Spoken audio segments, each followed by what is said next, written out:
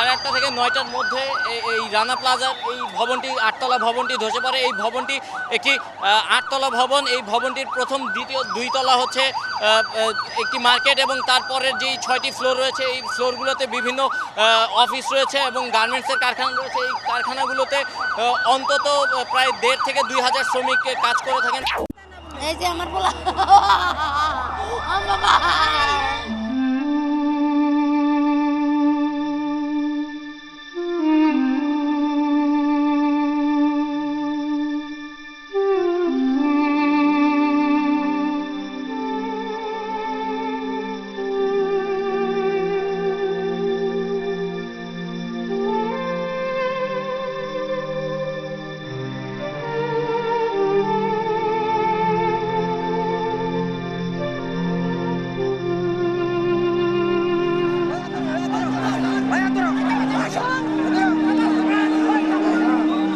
ভিতরে লোক আছে ভাই, জীবিত লোক আছে, মৃত লোক আছে। আমরা ভিতর থেকে কিছু টর্চ লাইট দরকার, সেই জন্য আসছি।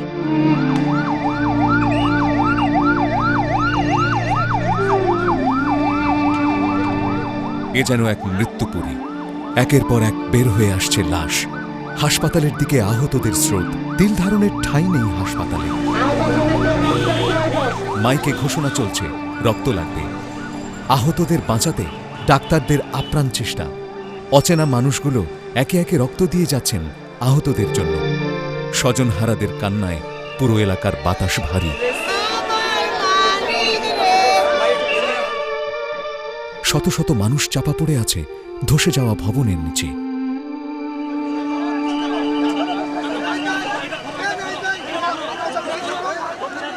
সাভার বাস স্ট্যান্ডে রানা প্লাজা নামের বহুতল ভবনটি ধসে পড়ে 24 এপ্রিল বুধবার সকাল 9:10।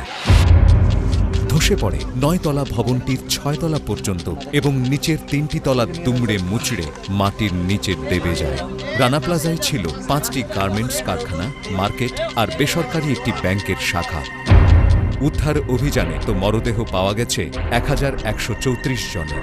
জীবিত অবস্থায় উদ্ধার করা হয়েছে 2438 জনকে। মৃত্যুর সংখ্যার দিক থেকে সাভারের দুর্ঘটনার অবস্থান যুক্তরাষ্ট্রের টুইন টাওয়ার দুর্ঘটনার পরপরই। 9/11-এ নিউ ইয়র্কের টুইন টাওয়ারের সন্ত্রাসী হামলায় ভবন ধসের ঘটনায় শুধু এর চেয়ে বেশি মানুষ মারা গেছে।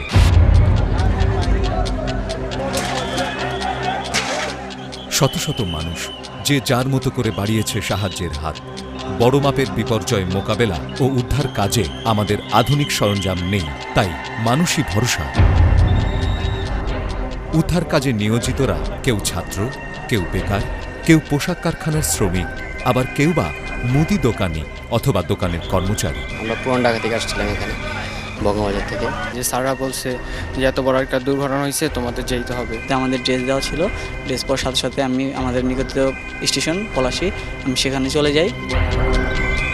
ভবন ধসের খবর পাওয়ার পরপরই ঘটনাস্থলে পৌঁছায় দমকল, সেনাবাহিনী, পুলিশ, র্যাব, আনসার সহ বিভিন্ন সংস্থার কর্মীরা।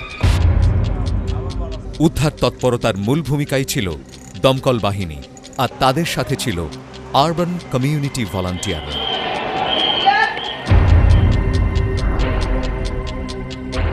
আরবান কমিউনিটি ভলান্টিয়ার সহ প্রায় 1100 বিভিন্ন পেশাজীবী, ছাত্র, সাধারণ মানুষ, গার্মেন্টস কর্মী স্বেচ্ছাসেবী হিসেবে কাজ করে সাভারের ভবন ধসের উদ্ধার কাজে। আরবান কমিউনিটি ভলান্টিয়াররা প্রতিদিন 8 ঘন্টা করে শিফট হিসেবে 200 জন করে কাজ করেছে। এই ভলান্টিয়াররা বাংলাদেশ ফায়ার সার্ভিস ও সিভিল ডিফেন্সের সাথে যৌথভাবে comprehensive disaster management program CDMP এর আওতায় search and rescue SAR training প্রাপ্ত। বাংলাদেশ ফায়ার সার্ভিস ও সিভিল ডিফেন্সের সাথে যৌথভাবে UNDPর অর্থায়নে comprehensive disaster management program CDMP এই আরবান ভলান্টিয়ারদের উদ্ধার কাজের প্রশিক্ষণ দিয়েছে। এখন পর্যন্ত 6টি সিটি কর্পোরেশনে বাংলাদেশ ফায়ার সার্ভিস ও সিভিল ডিফেন্স CDMPর সহায়তায় প্রায় 15,000 প্রশিক্ষণপ্রাপ্ত স্বেচ্ছাসেবী তৈরি করেছে। এদের মধ্যে 2/3 মহিলা।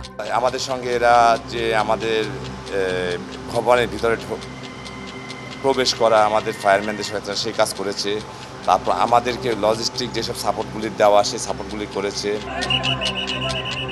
সাধারণত স্বপ্রণোদিত হয়ে সমাজের ছাত্র, সাধারণ জনগণ, বিভিন্ন পেশাজীবী আরবান ভলান্টিয়ার হিসেবে প্রশিক্ষণ নিয়ে থাকে।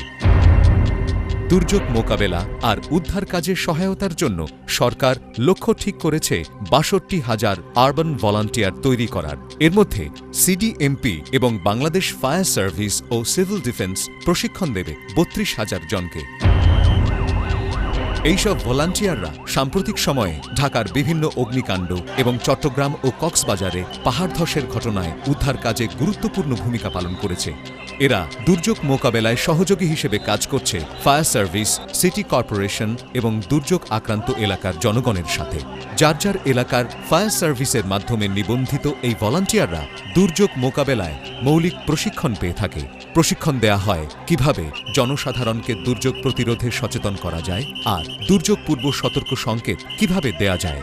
ভলান্টিয়ারদের মধ্য থেকে বাছাই করা কিছু সংখ্যককে দেয়া হয়েছে প্রাথমিক চিকিৎসা কিভাবে করতে হয় তার প্রশিক্ষণ। আর দলনেতা হিসেবে যারা নির্বাচিত হয়েছে তাদের দেয়া হয়েছে খোঁজ এবং উদ্ধার কাজের বিশেষ প্রশিক্ষণ। এই ধরনের দুর্ঘটনার পর দেখা যায় সচেতন নাগরিকদের অনেকেই অংশ নিতে চান উদ্ধার কাজে। আরবান ভলান্টিয়াররা নাগরিকদের এই অংশেরই প্রতিনিধি। আরবান ভলান্টিয়ার কার্যক্রমের আওতায় প্রশিক্ষণপ্রাপ্ত হয়ে উদ্ধার কাজে অংশগ্রহণ করেছে এমন ভলান্টিয়ারদের অনুভূতি বিস্ময়কর। তারা মনে করে এই কাজে অংশ নেয়ার কারণে সমাজে তাদের সম্মান বৃদ্ধি পেয়েছে, এমনকি উত্তরণ ঘটেছে সামাজিক অবস্থানেরও।